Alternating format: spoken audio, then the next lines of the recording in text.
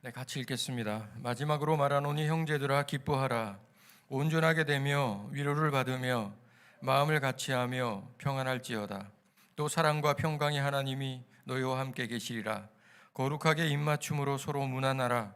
모든 성도가 너희에게 문안하느니라. 아멘.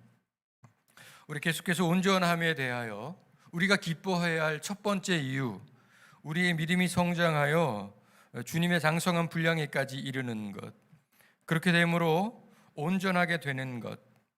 이 온전함이라고 하는 것은 다름이 아니라 하나님의 품성, 특히 하나님의 공의로우심에 우리가 어떻게 반응하는가, 하나님의 성품을 닮아 의에 대하여 정말 줄이고 목마른 마음으로 살아가는 것, 말씀이 말씀되고 능력이 능력되게 하는 것, 이것.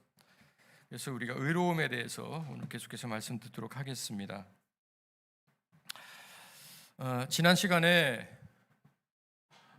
예수님을 쫓았던 많은 제자들이 있었다고 했습니다. 베드로, 마태 뿐 아니라 수많은 예수님의 제자들 가운데서 우리가 흔히 말하는 기득권, 즉 성공한 사람들, 이런 사람들이 꽤 많았다. 심지어는 사도 바울조차도 이스라엘 사회에서 최꼭대기, 최고의 꼭대기까지 성공했으며 또한 더 앞으로도 한없이 성장할 수 있었던 그들도 마찬가지로 예수님을 만난 이후부터는 자신의 것을 내어주고, 그래서 흔히 말하는 부자 관원 청년이 너무 큰 부자였기 때문에 도리어 예수님의 초대에 응하지 못하고 심히 근심하며 돌아갈 수밖에 없었던 그 가슴 아픈 모습들, 그럼에도 불구하고 예수님의 제자된 사람들은 모두가 한 명도 빠짐없이 자기의 기득권을 내어놓고 힘들고 약하고 고통당하며 가난하고 줄인 자들을 위해서 살았다는 것, 이것이 바로 주님의 마음이고 하나님의 품성이라고 하는 것이죠. 그래서 교회는, 성도는 절대로 보수화될 수 없다. 교회가 본질 안에 머무른다 한다면, 성도가 말씀 안에 거할 수 있다면 절대로 보수화될 수 없다. 그렇게 말씀드렸죠. 만약 교회가, 성도가 보수화된다면, 지키려고 한다면, 기득권 세력으로 자신의 것을 누리고 떵떵거리려고 한다면 그는 부자 관원 청년과 다르지 않다. 더 이상 예수님의 제자는 아니다. 심히 근심하며 자기의 재산을 내어놓을 수 없었기 때문에 결국은 예수님을 쫓을 수 없는 인생들이었다. 명목상 그리스도인, 타이틀만 성도인 모습들일 뿐이지 그 안에는 절대로 성령이 역사하실 수 없다. 사랑하는 성도 여러분, 복음 전파의 본질적 의미가 어디 있을까요? 예수님 전하는 것이죠. 이 복된 소식을 전하는 것이죠. 그러나 어느 한 시대처럼 뛰두르고 피켓 들고 예수 천당 불신족 외친다고 복음이 전파되나요? 이미 그 시대 지났죠. 제가 20년 전에 교회를 개척하고 성령의 부름받아 이제 거룩한 믿음의 공동체가 세워져 나갈 즈음에 그 처음부터 말씀드린 게 뭡니까? 성도들이 목사에 예속되고 교회에 노예되면 안 된다. 그래서 교회와 목사로부터 독립해라. 모든 사고와 믿음의 방식과 나아가려 하는 모든 비전에 있어서 객체가 되지 말아라. 구성원 하나가 되지 말아라. 그야말로 우리는 왕같은 제사장으로 부름받은 하나님의 걸작품이고 놀라운 하나님의 계획이 있는 사람들이기 때문에 한 명 한 명이 거룩한 교회고 성전이기에 절대로 교회에, 그래서 그야말로 영적 독립운동을 펼쳤죠. 적어도 기억하건대 한 10년 전부터는 전통적 의미의 전도의 시대는 끝났다. 뭐 나눠주고 전도하는 시대는 지났으니 전도하지 마라 이렇게 말씀드려요. 전도하지 마라. 그럼 뭐 해야 되냐? 성도의 신실한 삶을 세상에 보이자. 하나님의 마음이 우리의 삶을 통해 저 사랑 없어 죽어가는 영혼들에게 전하자. 그게 너무 영역이 크고 우주적이라고 하면 말씀대로 살자. 말씀대로. 적어도 영적으로 깨어있는 분들이라고 하면 말씀이 아마도 가슴에 걸릴 것이다. 영적으로 무능하지 않다면, 죽어있지 않다면, 잠자고 있지 않다면 선포되는 하나님의 말씀이 내 안에서 아마 걸릴 것이다. 불편하고, 사실은 그게 레마, 나에게 주신 말씀입니다. 내 표정을 바꾸고, 말투를 바꾸고, 나의 사고방식을 바꾸고, 사람을 받아들이는 모습과 그리고 사람들을 대하는 모습이 바뀌어야 한다. 말씀대로 살자 강조했죠. 요한복음 13장에 예수님께서 이렇게 말씀하셨습니다. 34절을 제가 읽어드리면, 새 계명을 너희에게 주노니 서로 사랑하라. 내가 너희를 사랑한 것 같이 너희도 서로 사랑하라. 너희가 서로 사랑하면 이로써 모든 사람이 너희가 내 제자인 줄 알리라. 입술로 주여 주여 외치는 자마다 하나님께 가는 것이 아니라고 말씀합니다. 우리가 서로 사랑할 때 서로 귀히 여기고 최상의 존재로 여겨주며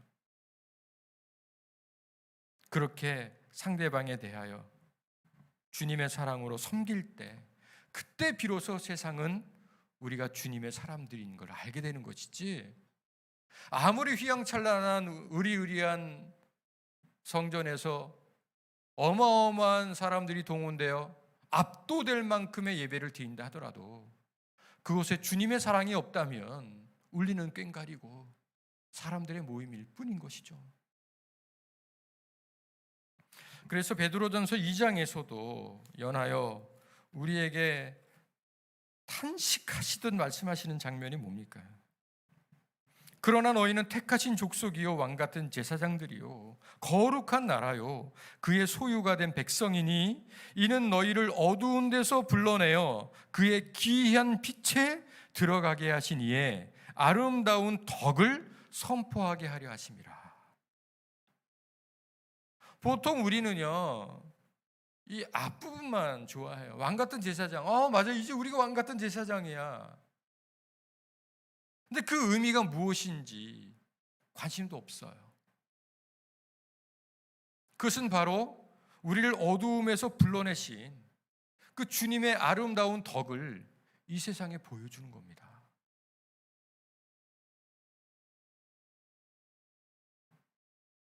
너희가 전에는 백성이 아니더니 이제는 하나님의 백성이요 전에는 긍휼을 얻지 못하였더니 이제는 긍휼을 얻은 자니라. 이제 우리 삶이 바뀌었단 말이에요. 작은 이익에 목숨 걸고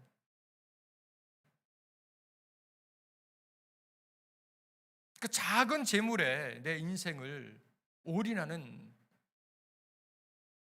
종지 그릇보다도 작은 인생의 그릇이 아니라, 그 부피가 아니라 우린 정말 바다보다 넓고 하늘보다 풍성한 하나님의 은혜를 받은 사람들이기 때문에 이제 우리는 더 이상 어두움의 사람들이 아니고 하나님의 긍휼하심과 멀리 있는 사람들이 아니란 말이에요. 하나님의 자녀가 되었습니다. 그러기에 우리가 사는 것은 예수님의 이름이고 그의 아름다운 덕을 이 땅에 선포하는 것이에요. 이것이 복음 전파입니다. 입술로 예수님 믿으라고 말하는 것 100번 하는 것보다 그들 앞에서 우리가 아름다운 그리스도의 덕을 한 번 행하는 것이 더 귀한 것이죠. 그런데 어떻습니까? 우리 지구의 70%가 바다죠. 우리가 보통 육지에서 살다 보니까 그 지구 하면 땅 이렇게 생각되지만 사실은 바다가 대부분이에요. 그러니까 이 해양 생태계가 망가지면 땅도 망가지는 것이고, 하나님께 천지를 만드실 때 이 둘이 하나가 아니었다는 거잖아요. 그러기에 연결돼 있습니다. 그런데요, 지금 해양 생태계가 엉망이 되었죠. 그 중에 핀셋처럼 한번 작은 부분을 살펴볼까요? 우리가 어부가 말입니다. 이게 참 아이러니인데요. 예수님께서 베드로를 부르시면서 이제는 물고기를 낚는 어부가 아니라 사람을 낚는 어부가 되게 하겠다 이렇게 말씀하셨잖아요. 그 어떤 의미에서 우리가 예수님의 이름으로 살아가는 사람들은 수많은 영혼들을 향하여 어부와 같은 마음으로 살아가는 거잖아요. 그죠? 그런데 이 바다에서 그물질하던 어부들이요, 못 쓰는 그물이 생기면 이걸 어떻게 할까요? 그냥 바다에 던져버립니다. 이 누가 알까 하는 거죠. 이 넓은 바다에 뭐 내가 못 쓰게 된 그물 버리는 거, 이거 버리려면 일이고 돈 들고 아주 힘든 것이니 그냥 바다에 던지면 되지 뭐. 이렇게 던져버립니다. 마치 이 땅의 신자들이 무책임하게 스스로 범죄인지도 모르고 그렇게 살아가는 것과 같죠. 그런데 그렇게 버려진 폐그물에 어떻습니까? 수많은 해양 생물들이 죽어가는 거예요. 지금 이 시대 모습과 똑같아요. 교회의 죄로 수많은 영혼들이 죽어갑니다.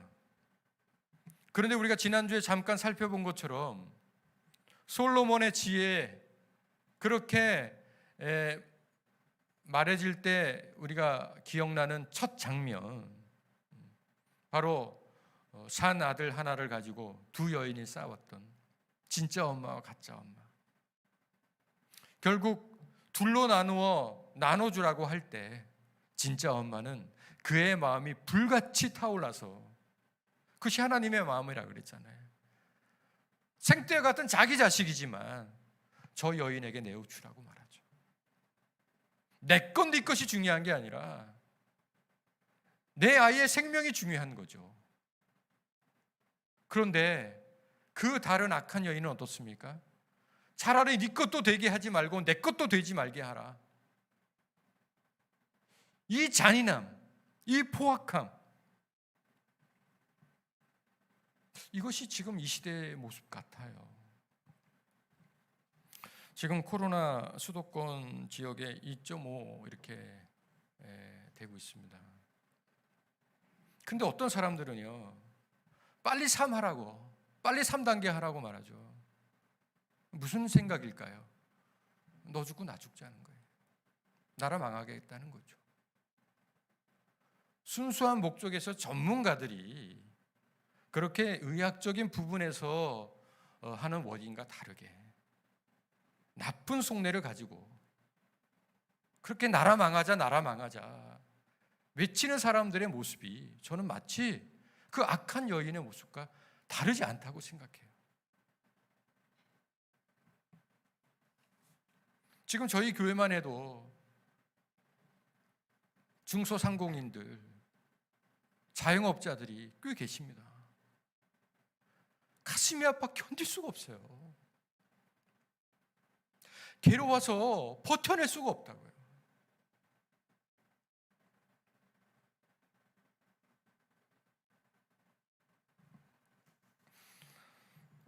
어머니의 마음, 바로 하나님의 마음으로 그 아들을 위하여 마음이 불붙는 것 같은 이 그리스도의 마음이 우리 안에 회복되기를 간절히 바랍니다. 저는 이 시간 특별히 한국 교회가 의로움을 잃어버렸다고 저는 확신해요. 한국 교회의 일원이고 또한 목사의 한 사람으로서 너무 가슴 아픕니다. 죄스럽고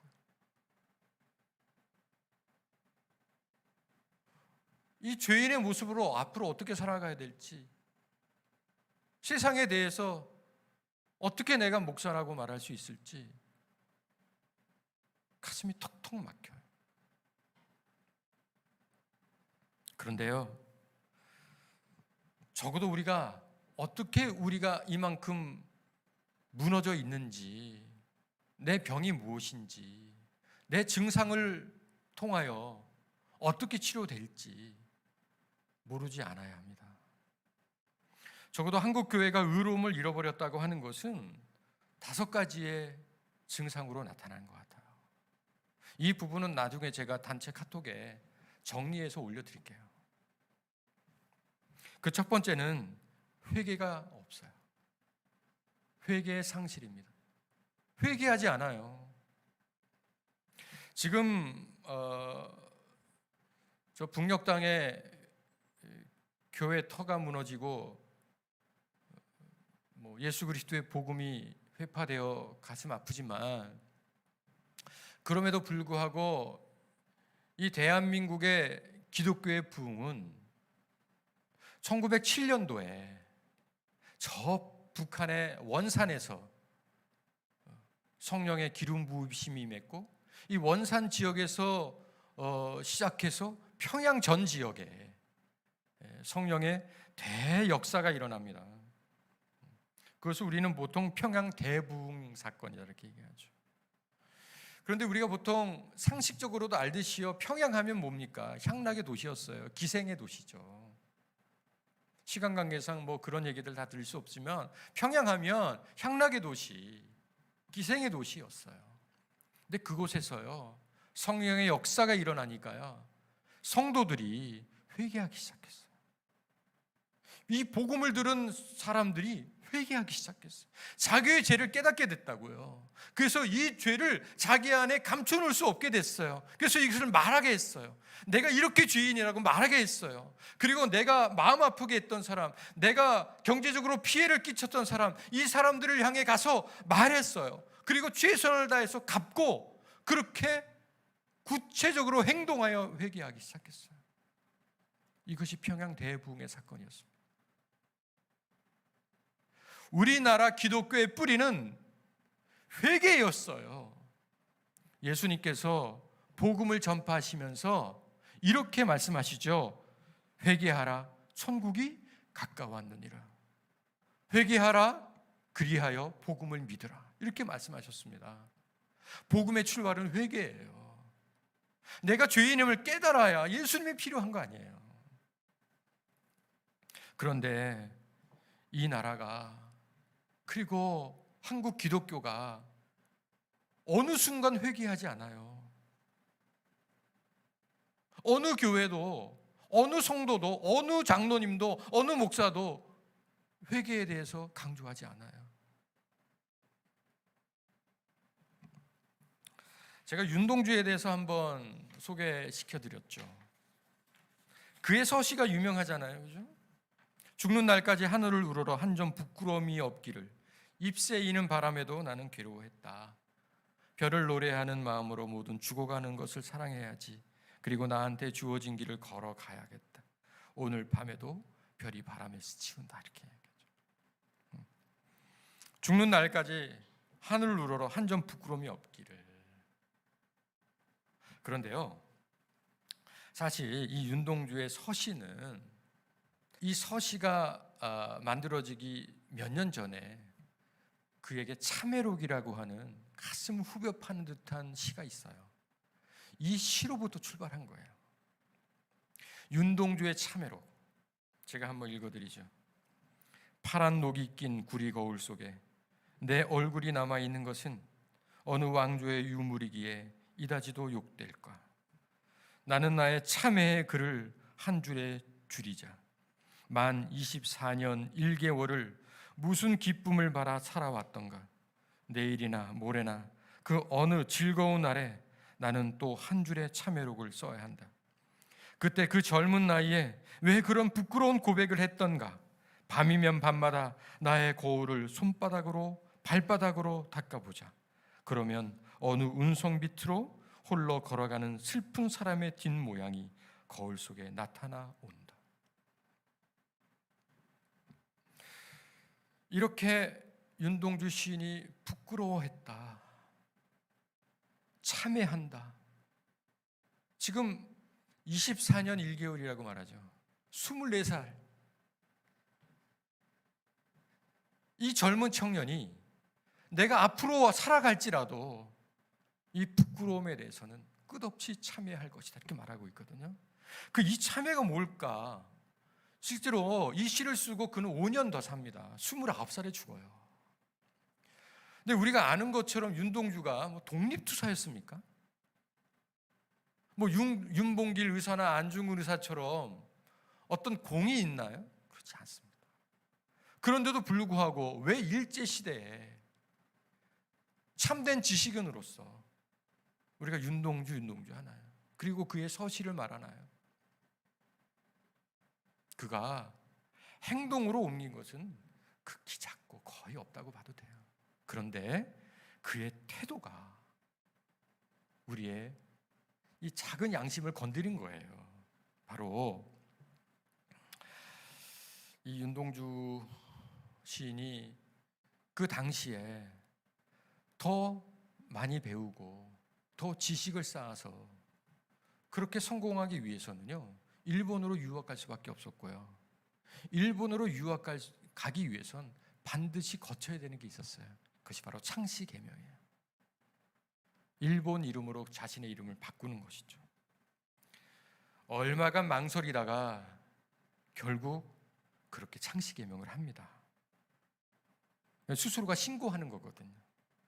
그런데 이 참회록이라는 시가 1942년 1월 24일, 즉 그가 창씨개명계를 신고하기 5일 전에,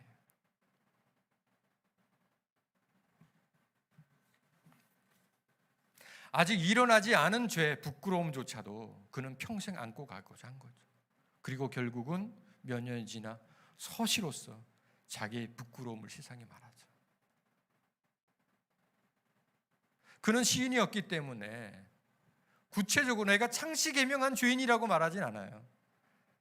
그러나 적어도 그를 아는 사람들은 그의 고민과 그의 죄스러움, 그리고 역사와 민족 앞에 부끄러움은 충분히 이해할 만한 것이죠. 창씨개명한 거 하나 가지고 그는 일평생 참회하고자 한 거예요. 사랑하는 성도 여러분, 다윗에 대해서 우리가 잘 알잖아요. 다윗이 다윗된 이유가 무엇입니까? 다윗은 왕으로서 혁혁한 공을 세우기도 했죠.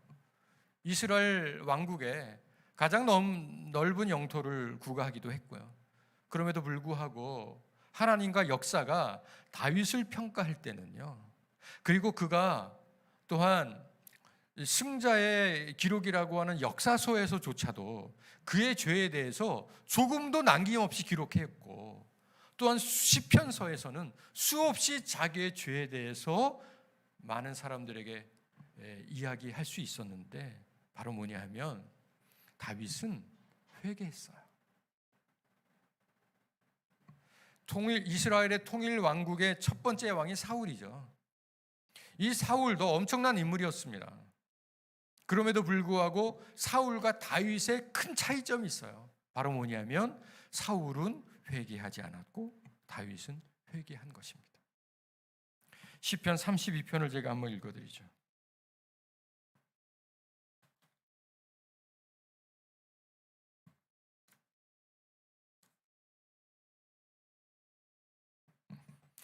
허물의 사함을 받고 자신의 죄가 가려진 자는 복이 있도다. 마음에 간사함이 없고 여호와께 정죄를 당하지 아니하는 자는 복이 있도다. 내가 입을 열지 아니할 때 종일 신음함으로 내 뼈가 쇠하였도다. 주의 손이 주야로 나를 누르시오니 내 진액이 빠져서 여름 가뭄에 마름같이 되었나이다. 내가 이르기를 내 허물을 여호와께 자복하리라 하고 주께 내 죄를 아뢰고 내 죄악을 숨기지 아니하였더니 곧 주께서 내 죄악을 사하셨나이다. 여기 보면 내가 입을 열지 아니할 때 이렇게 나오죠. 이것이 개역 한글본에선 토설치 않을 때 이렇게 나와요. 토설이 뭡니까? 이 토는 이 뱉어낸다는 거잖아요. 말하지 않을 때 너 자백해, 이런 얘기죠. 즉 자기의 죄를 자백하지 않을 때 종일 신음하며 뼈가 사해졌다, 뼈가 쇠하여졌다. 왜? 주의 손이 주야로 나를 누르시기 때문에. 내 진액이 빠져서 마치 여름 가뭄에 그 마름 같이 내 영혼과 내 인생이 그렇게 돼버렸다. 무슨 얘기죠? 하나님께서 그에게 회개를 촉구하신 거예요. 이게 하나님의 초대입니다. 즉 하나님의 초대는 우리에게 넓고 아름다운 문과 의리의리한 것을 제공하시면서 내가 너에게 이렇게 성공을 제공할 테니까 한번 마음껏 살아볼래? 그렇게 우리에게 초대하지 않으세요. 늘 하나님의 초대의 첫 관문은 회개입니다. 우리의 입술을 열어 고백하게 하시는 거예요. 그런데도 불구하고 한국 교회는 마치 의인인 양 많은 사람들에게 엄청난 무거운 짐을 지어주고 스스로는 손가락도 하나 움직이지 않으려고 하는 천상 바리새인들처럼 그렇게 지금 여실히 세상과 우리들에게 그리고 우리 스스로가 그렇게 어떻게 보면 스스로 감각할 수 없는 사이에 우리가 바리새인화 돼버린 거예요. 그래서 한국 교회가 의로움을 이룬 두 번째 증거는 정죄의 전문가가 되었다는 거죠. 정죄의 전문가. 즉 마태복음 7장에 보면 그리스도의 아름다운 산상수훈 마지막 장면에서 1절부터 이렇게 말씀하십니다. 비판을 받지 아니하려거든 비판하지 말라. 너희가 비판하는 그 비판으로 너희가 비판을 받을 것이요 너희가 헤아리는 그 헤아림으로 너희가 헤아림을 받을 것이니라. 어찌하여 형제의 눈 속에 있는 티는 보고 너 눈 속에 있는 들보는 깨닫지 못하느냐. 보라, 네 눈 속에 있는 들보가 있는데 어찌하여 형제에게 말하기를 나로 네 눈 속에 있는 티를 빼게 하게 하라 하겠느냐. 외식하는 자여, 먼저 네 눈 속에서 들보를 빼어라. 그 후에야 밝히 보고 형제의 눈 속에서 티를 빼리라. 서로의 눈의 티를 방치하라고 말씀하지 않으세요. 우리가 서로에게 아름다운 권면과 충언을 아끼지 않는 것도 중요합니다. 망해가고 있는 사람들, 잘못돼가고 있는 사람들을 그냥 놔두면 안 되죠. 그럼에도 불구하고 우선순위가 무엇입니까? 내 눈에 들보를 빼야 합니다. 왜요? 내 눈에 들보가 빼지지 않는 이상 정확하게 진단하고 정확하게 판단할 수 없어요. 이 땅을 제대로 볼 수 없다는 거죠. 세상을 보는 해안, 하나님의 관점으로 나에게 일어난 사건과 상황을 제대로 이해할 수 없습니다. 내 눈에 들보가 있는 이상 색안경 껴질 수밖에 없고 선입견에 빠질 수밖에 없고 확증 편향으로 한쪽으로 치울 수밖에 없는 거예요. 우리 성도들은요, 이 시대를 살아가면서 세상에 저울과 같은 사람이 되어야 될 뿐 아니라 또한 주와 같은 사람이 되어야 될 뿐 아니라 또한 그 기준점이 되어야 됩니다. 우리가 양판 저울을 보면서 양쪽의 무게를 잴 때 어떻습니까? 한쪽에 추를 놓고 그리고 다른 쪽에 물건을 놔서 그렇게 무게를 재잖아요. 주와 같은 인물이 되어야 될 뿐 아니라요, 그 중심이 되어야 해요. 그런데 우리는 어떻습니까? 한쪽으로 치우치기 쉬운 사람들 아닙니까? 그래서 말씀 앞에 우리가 겸손해야 하는데 놀랍게도 교회와 성도들이 정죄하기는 쉬운데 스스로를 엄하게 여기고 그렇게 하나님의 관점으로 보지 않는다는 거예요.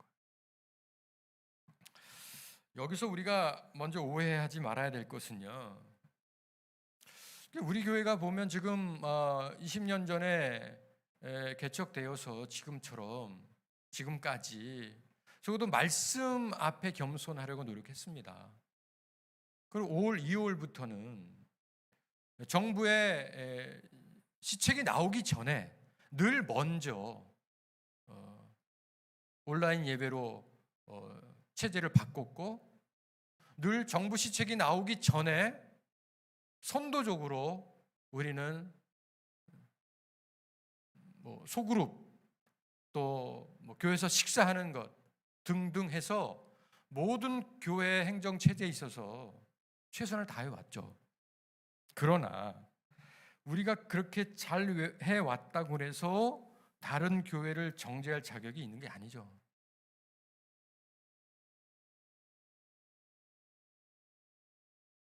그럼에도 불구하고 하나님의 의로움의 기준으로 우리 기독교 공동체가 어떻게 잘못됐고, 그래서 어떻게 우리가 고쳐 나가야 될지, 어떻게 바뀌어져야 될지에 대해서 고민하고 성찰하고 묵상하는 것은 너무도 중요한 거예요.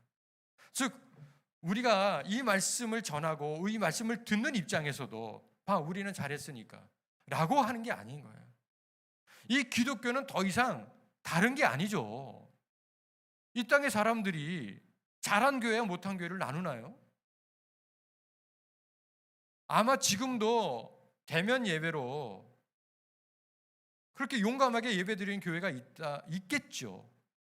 그런 교회와 최선을 다해서 그렇게 사회와 및 공동체에 피해를 주지 않으려고 스스로 희생하면서 최선을 다하는 교회와 구분하나요?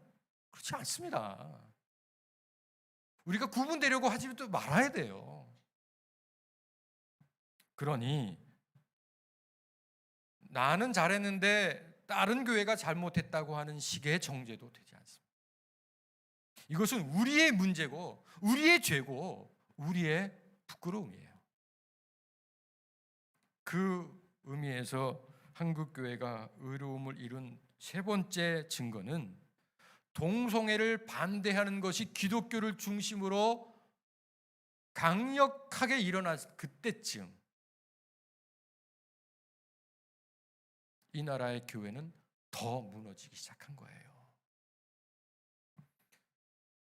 저는 개인적으로 동성애를 찬성하지 않습니다. 비성경적이라고 생각해요. 그럼에도 불구하고 교회와 성도가 소수자인 이 동성애와 흔히 말하는 퀴어 축제 이런 것들에 대해서 목숨을 걸고 반응할 때가 아니죠. 교회, 사회에 대한 반응의 우선순위가 잘못되었다는 거예요. 부정과 부패가 가득하고 악한 권력이 힘없고 약한 자들을 핍박하는 그 시대에 교회가 오히려 자기들보다 더 약한 사람들, 그것도 다 상당히 교조적인 입장에서 성경 구절에 맞지 않는다고 해서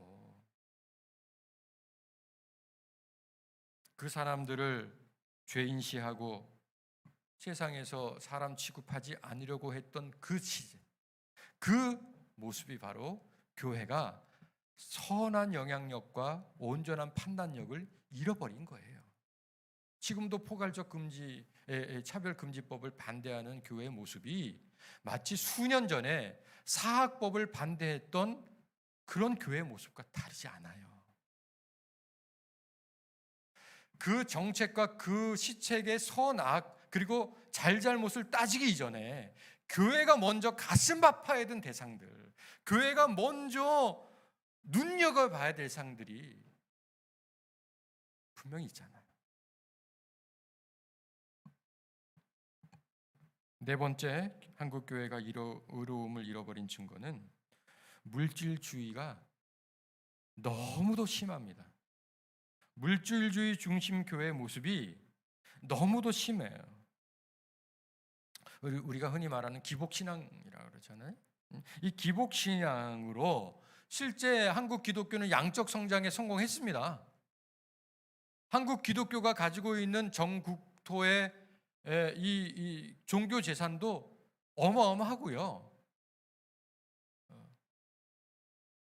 또한 이 유통되는 수많은 자금들, 이것이 천문학적이죠. 어떻게 보면 교회의 재정이 한국 경제를 움직인다고도 할 만큼 엄청납니다. 그런데요, 한번 생각해 보십시오.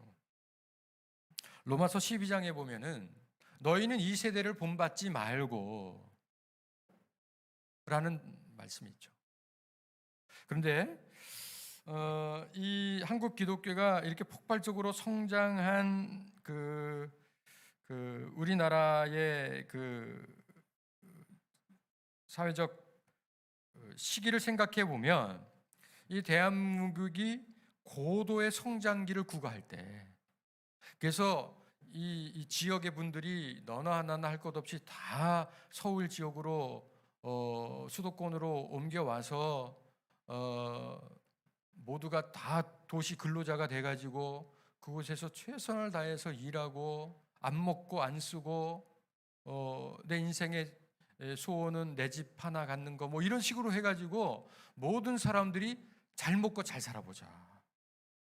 워낙 6.25 전쟁 이후에 그리고 그 이전에는 일제시대에 그 엄청난 민족 자본이 탈취된 그 시대를 이어서 뭐 아무것도 남겨지지 않았으니까요. 그러니 잘 먹고 잘 사는 것은 국가적 어떻게 보면 숙제였고 모든 사람들이 함께 고민하는 시대적 화두였죠. 바로 그때 교회가 어떻게 반응합니까? 예수님 믿으면 부자 된다고 말한 거예요. 예수님 믿으면 병 난다고 얘기한 거예요. 기복신앙의 어떻게 보면 성향이 가장 강한 그 시대에 한국 교회가 기름을 끼얹은 거죠. 그 덕분에 한국 교회는 재정이 뭐 그야말로 풍성해지고 그 넘쳐나는 재정으로 땅 사고 건물 사고 집 사고 하면서 양쪽으로는 엄청난 성장을 이루었지만 실상 그 안에는 예수님이 마치 복인 것처럼, 그리고 그 복이 본질적인 복이 아니라 우리가 보통 사람이 믿지 않는 사람도 생각하는 그 복인 것처럼 그렇게 오해하게 만들었죠. 여러분들 잘 아시는 프리드리 니체, 신은 죽었다, 뭐 사신주의자, 뭐 이렇게 얘기합니다만 그의 사상을 좀 더 깊이 생각하고 그의 의도를 생각해 보면 하나님이 제발 이 시대 역사해 달라고 했던 역설적 간절함이었거든요. 그런데 이 니체가 이렇게 얘기합니다. 선악을 넘어서라고 하는 책에서요, 이렇게 얘기합니다. 괴물과 싸우는 사람은 그 싸움 속에서 스스로도 괴물이 되지 않도록 조심해야 한다. 그런데요, 우리 교회와 성도가 사실은 이 천하고 악한 이 사단과 마귀와 싸우는 거잖아요.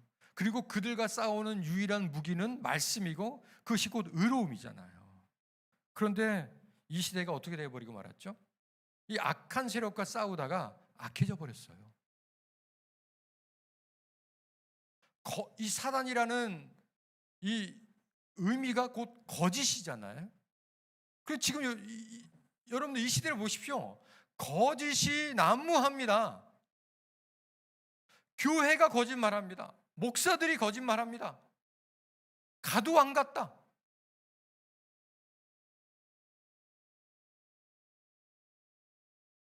모른다.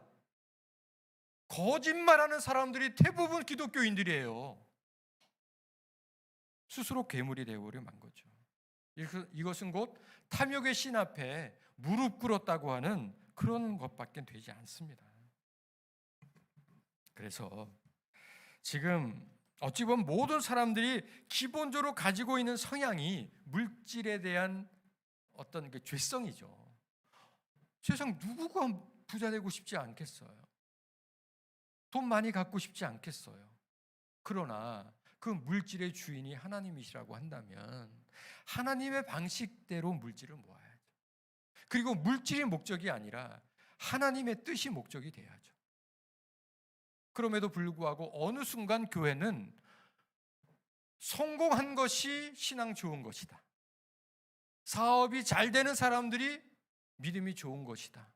이렇게 정말 성경과는 전혀 어떤 연관도 없을 뿐 아니라 오히려 정반대의 카테고리를 만들어 놓고 이것이 우리 안에서 알고리즘으로 돌아가니까 돈, 재물, 권력, 값싼 은총, 이것이 한 뭉텅이가 돼버린 거예요. 종합선물 세트가 돼버린 거죠. 여기에 현혹돼서 본질은 잃어버리고 복음은 빼앗겨버리고 만 거예요. 여기에 더하여 마지막 한국 교회가 의로움을 잃어버린 증거는요, 맹목적인 교회가 되어버리고 말았어요. 맹목적인 교회, 맹신자들, 판단하지 않고 믿는 거예요. 어떤 이들은 그렇게 말하죠. 믿음의 판단이 중요해? 그렇지 않습니다. 믿기 위해서 알아야 합니다. 이것이 중세 안세무스의 그야말로 통찰력 있는 선언이죠. 나는 믿기 위해서 안다. 나는 제대로 믿기 위해서 더 많이 알고 싶다. 한번 생각해 보십시오. 지금 이 기독교가 말이죠. 교회를 믿고 목사를 믿고 어떤 소수의 사람들을 믿으려고 해요. 그리고 정작 그곳에 주님은 없고 하나님은 안 계세요. 말씀은 온데간데 없어져 버리고 만 거죠. 생각해 보십시오. 예수님이 부활하실 때 말이에요. 예수님이 부활하실 때 제자들에게 오시잖아요. 그죠? 그때 마침 그 제자 무리에 누구가 없었죠? 도마가 없었습니다. 후에 합류한 도마가 예수님이 부활하셨다고 이구동성으로 제자들이 말하니까 그렇게 얘기하죠. 나는 예수님의 옆구리에 창자국과 손바닥에 못자국을 보지 않고는 난 믿지 못하겠다고. 그때 예수님께서 도마를 목적으로 다시 제자들에게 오십니다. 그죠? 그리고 어떻게 말씀하시죠? 요한복음 20장을 보시면은 여러분도 혹시 나중에 한번 확인해 보시면 되겠지만은 예수님께서 도마에게요 단도직입적으로요 만져보라고 말씀하십니다. 만져보라고. 그리고 믿는 자가 되달라고 얘기하십니다. 그리고는 보지 않고 믿는 자가 더 복되다고 말씀하시는데 이 보지 않고 믿는다고 하는 것이 마치 확인하지 않고 맹목적으로 믿어 그래서 믿으라는 말씀이 아니에요. 그 의미를 베드로 사도가 그의 서신 베드로전서 1장에서 이렇게 말씀하십니다. 8절에서요. 예수를 너희가 보지 못하였으나 사랑하는도다. 보지 못하나 믿고 이렇게 말씀을 하시니까 그러니까 뭐냐면 이미 예수님과 인격적 관계가 맺혔다는 거예요. 너희가 살아생전 예수님을 경험하지 못했지만 이미 그 예수님을 영적으로 경험했으니까 그분을 사랑하게 되었고 그 사랑함으로 말미암아 너희들이 진정으로 믿는 자가 되었다 이렇게 말씀하고 있는 거예요. 믿음은 하나님과의 관계잖아요. 하나님은 보이지 않는 분이지만 우리는 그 하나님을 압니다. 기독교는 절대로 맹목적 종교가 아니에요. 근데 이 땅에 보이지 않는 것들이 얼마나 많습니까? 여러분들 지금 공기가 보이나요? 이 보이지 않는 공기를 우리는 분명히 함께 호흡하며 느끼잖아요. 그리고 우리가 압니다. 공기 있다고. 우리가 서로 사랑하는 사람끼리는 확인하지 않아도 서로가 사랑하고 있음을 압니다. 서로가 신뢰하는 사람들은 그 신뢰함을 알게 돼요. 보이지 않는 것들을 우리는 분명히 확인할 수 있다고요. 그런데 그것을 확인하지 않고 믿으려고 하는 거죠. 악한 독재자들, 악한 권력자들일수록 국민들을 어리석게 만듭니다. 오죽하면 진시황은 풍소객류하여 모든 지식인들을 패하고 모든 책들을 다 불태워버리고 말았잖아요. 백성들이 많이 알면 그만큼 어렵다고 생각하는 거예요. 사실은 백성들이 많이 알수록 왕은 쉽습니다. 정도로만 한다면, 하나님의 방식대로 한다면, 공의롭게만 한다면 백성들이 많이 알수록 더 쉽죠. 불의하니까, 하나님의 방향과 다르니까, 악하니까 백성들이 많이 알면 불편한 거예요. 목사들이, 성도님들이 성경 많이 아는 게 좋아하지 않아요. 성경의 맥을 잡고 그 인사이트를 깨달아서 그 말씀이 어떤 의미인지를 알수록 부담스러워합니다. 왜? 마음대로 말 못하거든.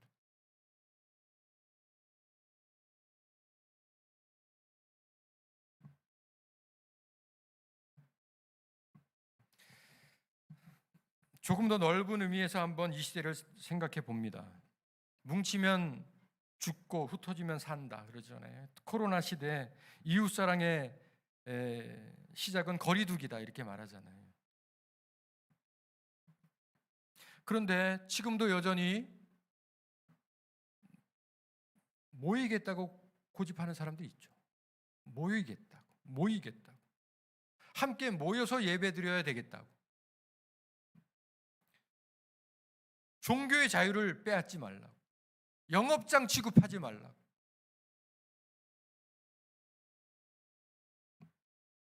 이 그리스도의 자유는 죄 짓지 않는 자유지, 다른 사람의 권리를 침해하거나 나만의 권리를 주장하는 것이 아닙니다.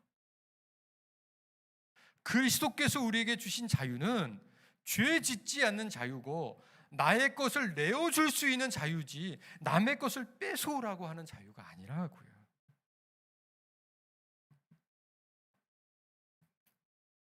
여러분들 잘 아시다시피 지금 유럽의 흑사병이 창궐할 때 유럽 교회들이 함께 모여 기도함으로 이 전염병을 이겨내자고 하니까 그렇게 모여진 사람들 때문에 더 전염병이 심해진 거 아닙니까? 지금 마치 그 모습과 다르지 않아요.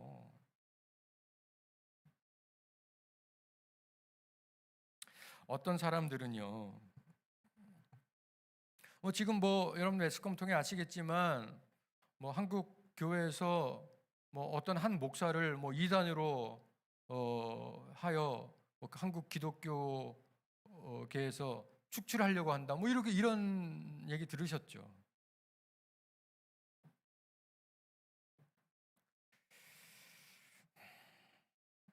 한 사람을 이단으로 규정한다고, 더 이상 목사가 아니라고, 기독교가 아니라고 그렇게 한다고 해서 한국 기독교가 바뀝니까? 지금까지 뭐 했는데요? 지금까지 우리 한국 교회는 건방진 교회였어요. 어떻게 해요? 병 걸려도 기도하면 난다는 거예요. 이거보다 건방진 말이 어디 있습니까? 인간의 생사화복은 하나님 손에 있는데, 그러면 그 생사화복의 하나님의 주권을 내 것이라고 생각하나요? 우리의 것이라고 생각하나요? 나병 환자에게 예수님이 손대어 그를 축복하시면서 이렇게 말씀하십니다. 내가 원하노니 깨끗할지어다. 예수 그리스도께서 원할 때 치료되는 거예요. 내가 원할 때, 우리가 원할 때 되는 게 아닙니다. 하나님의 능력을 사유하여 이 어느덧 교회가 하나님 대신 그 자리에 올라섰어요.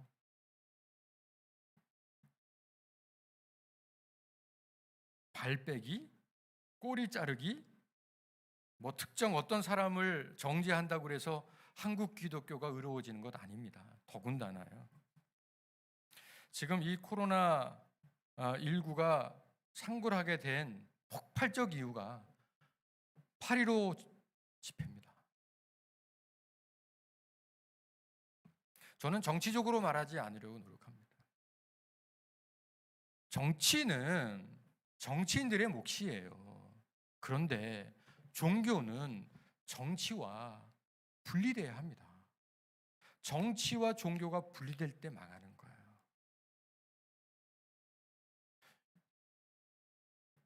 유럽에 천주교회의 위세가 엄청났을 때 황제를 교황이 세웁니다. 교황이 인정해주지 않으면 한 나라의 왕도 될 수 없는 시대가 있었어요. 바로 그 시대가 영적 암흑기였습니다. 교회가 종교적 권력을 가질 때 복음은 죽습니다. 그걸 알아야 합니다. 지금 어떻습니까? 종교가, 특히 기독교가 정치적 힘을 가지려고 합니다. 이익 집단이 되려고 해요. 특정한 정치 집단이 정치적 충돌을 하는 것은 사회적 현상의 자연스러운 모습이에요. 이건 정치인들의 몫이에요. 그런데요, 이번 8.15 집회에 절대 함께 하지 말아야 될 사람들이 있었습니다. 그 사람들이 누군가 하면 흔히 말하는 대장년이에요. 대장년이 누군 어떤 사람들이 아십니까? 대한민국 장로연합회예요.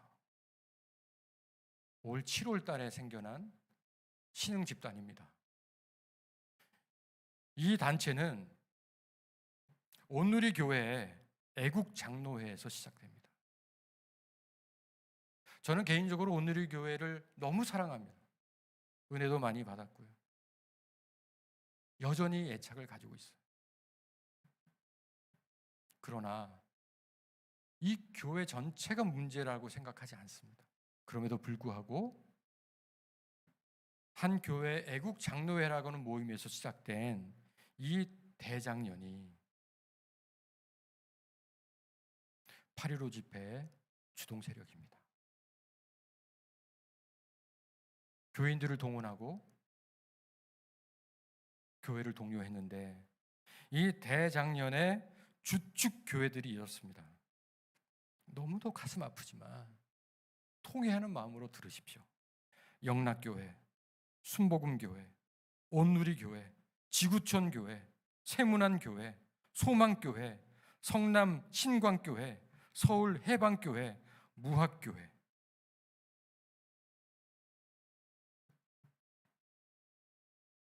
어떻게 이럴 수 있을까요?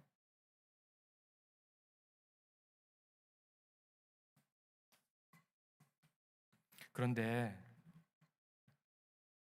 우리 한국 기독교의 근현대사를 조금이라도 이해하면 이상한 일이 아니에요. 조금도 이상한 일이 아니에요. 너무도 자연스러운 일이에요. 아마 이분들은 사명감 갖고 있을 거예요. 너무도 자연스럽게 사명감 갖고 있을 거예요. 그런데요, 지금 현재 우리나라 기독교는 상당히 보수화되어 있다는 것을 아실 겁니다. 소수가 성격적인 교회죠.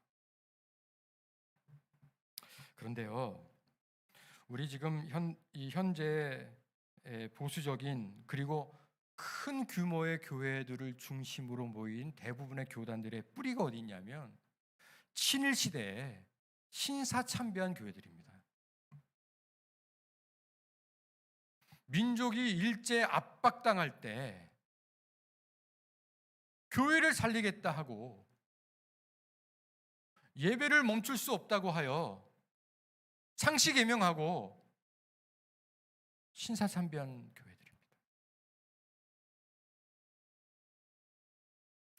일제 시대에 유일하게 그 교단이 폐쇄당하여 그 교단 소속의 모든 목회자들이 파직당한 유일한 교단이 성결교회입니다. 성결교회를 빼고 모든 교단, 모든 교회는 결국은 신사참배했습니다. 바로 예배드리기 전에 신사에게 먼저 절했습니다. 그것을 국민의례라고 했습니다.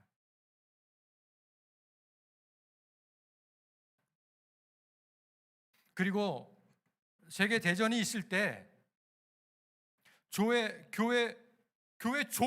종 녹여가지고 총 만들어주고 교회가 돈 모아서 일본 제국의 비행기 만들어줍니다.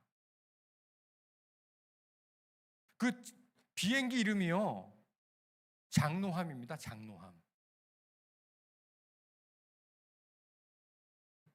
그 뿌리를 가진 친일 반역 교회에 더 이상도 이하도 아니었던 한국 교회가 이제 6.25 전쟁을 치르고 이제 8.15 광복을 맞고 그 6.25 전쟁을 치르는 그 어간에 어떻게 모습을 바꾸냐면요 반공 독재 교회로 바꿉니다. 지금 뭐냐면 반공을 내세워서 독재하는 정권의 하수인이 된 거예요. 너무도 가슴 아픈 역사입니다만요. 여러분들 여순 사건에 대해서 아십니까? 저도 학교에서 배울 때 여순 사건이라고 배우지 않고요. 여순 반란 사건이라고 배웠습니다. 제주 4.3 반란 사건이라고 배웠어요. 반란이라는 게 뭡니까? 정권에 반대하는 사람들이라는 것이었죠. 나중에 역사가 진실을 밝혀주는데 어떻습니까? 여수와 순천을 중심으로 한 그 지역의 사람들을 빨갱이와 빨갱이가 아닌 사람으로 구분한 거예요. 그래 정작 그들이 사상을 검증하여 빨갱이와 빨갱이 아닌 사람은 바꾼 게 아니라 실상은 너 교회 다니지? 너 오른편. 너 나랑 친하지? 오른편. 너 나랑 잘 몰라. 너 교회 안 다니지? 한 사람 왼편. 그래서 왼편에 모인 사람들 다 학살한 민간인 학살 사건이 여순 사건입니다. 그래서 우리가 보통 여순 사건을 손가락 총이라고 얘기합니다. 손가락 총. 뭐죠? 손가락으로 넌 오른쪽, 넌 왼쪽. 그렇게 손가락으로 총질했던 것이죠. 결국 나눠진 사람들은 죽임을 당하고 자유를 얻습니다. 그렇게 손가락 총을 쐈던 사람들이 누군지 아십니까? 거의 대부분이 목사들이었습니다. 그리고 북한에 적을 뒀던, 그래서 남한으로 내려올 수밖에 없었던, 우리가 보통 서북 청년단이라고 하는 북한에서 내려온 젊은 신도들이었습니다. 이 사람들이 제주 4.3 사건을 일으켰고, 그래서 민간인을 죽였고 학살했고 여순 사건을 만드는 사람들이에요. 그런데 보통 이렇게 생각할 만하죠. 아니 어떻게 목사들이 그렇게 사람들을 학살하고 죽일 수 있었을까? 그런데요, 그 당시에 그 목사들은 빨갱이라고 하는 사람들을 사람이라고 생각하지 않았다는 거예요. 오로지 죽여야 될 사람들이라고 생각했기 때문에 양심의 가책도 없이 그렇게 손가락 총질을 했다는 거죠. 그렇게 한국 사회에 일제시대를 지나서 반공 독재 시대에 큰 교단을 만들고 큰 교회를 이뤘던 교회들이 지금 대부분 제가 앞에서 나열한 그 교회들을 뿌리로 한 그런 교단들이고, 영락교회뿐 아니라 대부분의 지금 서울 도심의 큰 교회들은 천리교라고 하는 일본 종교, 일본 이 채플실이죠. 그 어마어마한 건물들을 사실은 다 불화받아 가지고 그렇게 교회가 생겨난 거예요. 그 이후에 군사 독재에 부역하는 교회가 되었죠. 더 설명하지 않겠습니다. 그 정도 여러분들이 기억하실 테니까요.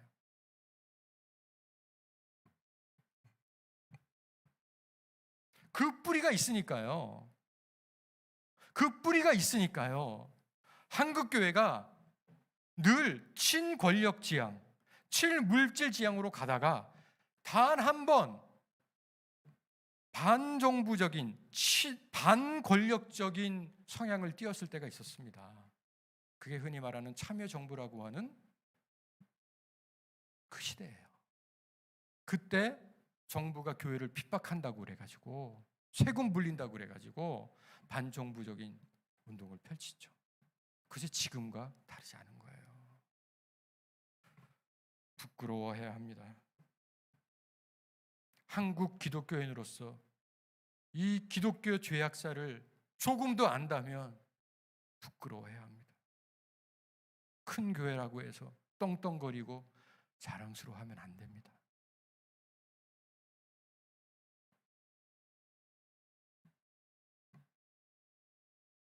사랑하는 성도 여러분, 늘 매스컴에 나오는 그 한 사람이 바로 우리의 자화상입니다. 조금도 틀림없이. 그러므로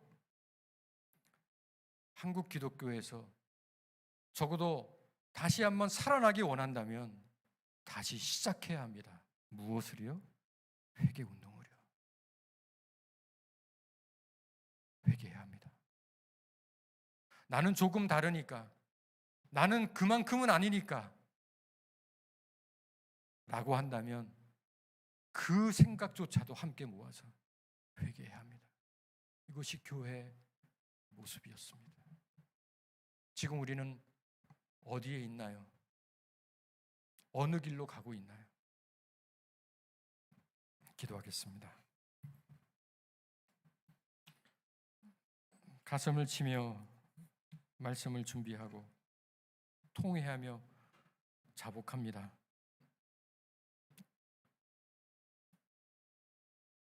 작은 심장 갈갈이 찢겨져 더 이상 숨 쉴 수조차도 없는 이 막막함 가운데 적어도 모르지 않기 위하여 이 시간 우리가 함께 고민하며 또 고민합니다. 대한민국의 기독교가 과연 하나님의 의로움 앞에 얼마나 떳떳한지. 주여, 그리스도 십자가 앞에 무릎 꿇게 하옵소서. 회복하게 하시옵소서. 먼저 회개하게 하시옵소서. 나와 우리의 죄를 고백하게 하시고 이 회개 운동이 씨앗이 되어 더 이상 회복 불가능한 상태에 있는 우리 한국 기독교가 다시 한번 살아날 수 있게 성령이여 역사하여 주시옵소서.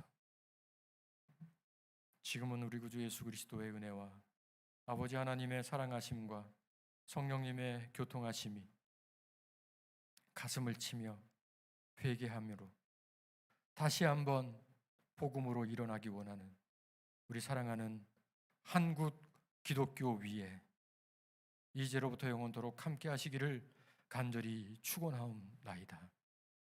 아멘.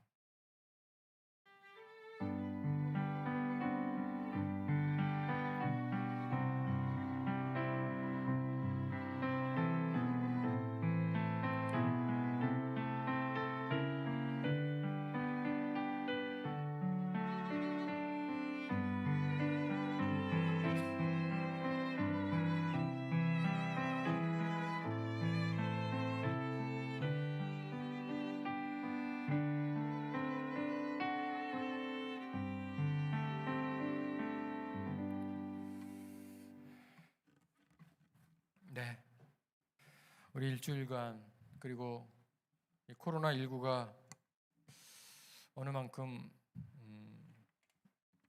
좀 진정될 때까지 더 갑절로 회개하는 마음으로 우리가 살아가기를 원하고 오늘부터 시작해서 8일이죠. 8일 동안 2.5 단계입니다. 전면 통제는 되지 않았으나 준하는 단계고 좀 전에 말씀드렸다시피 우리 교회만 해도 많은 자영업자들과 중소상공인분들이 계신데 아무쪼록 용기 잃지 마시고요.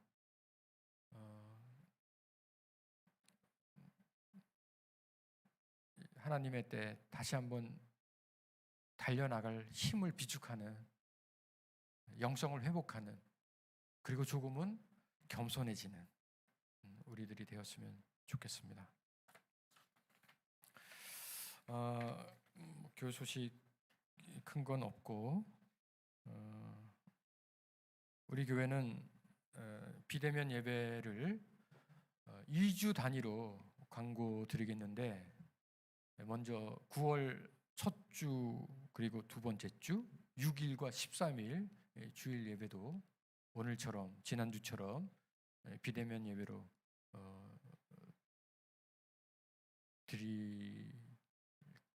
드리게 됐습니다. 눈앞에 아른아른대는 우리 어린아이들, 우리 귀한 성도님들의 모습이 너무 가슴 아픈데 그럼에도 불구하고 여러분들의 삶터에서 건강 잘 지키시고요. 그리고 무엇보다도 이제는 진정한 복음의 시대가 열렸어요. 말씀대로 살아가는 것밖에 없어요. 아마 저는 성령께서 우리에게 가지치게 해주시는 것 같아요. 딴 생각하지 말고 딴 거 바라보지 말고 이제는 묵묵히 말씀대로 살자고. 다음 주에 한 번 더 확인하겠지만 초대교회 시대, 바로 지금 우리가 그 시대가 된 것 같아요. 복음의 불모지, 가는 곳마다 핍박과 돌팔매가 있었던 그곳에 우리가 선 거예요. 유일한 것은 말씀의 권세와 믿음으로 사는 삶이에요. 이거밖에 없어요. 그렇게 승리할 줄로 믿습니다. 우리 하나님께 영광의 박수.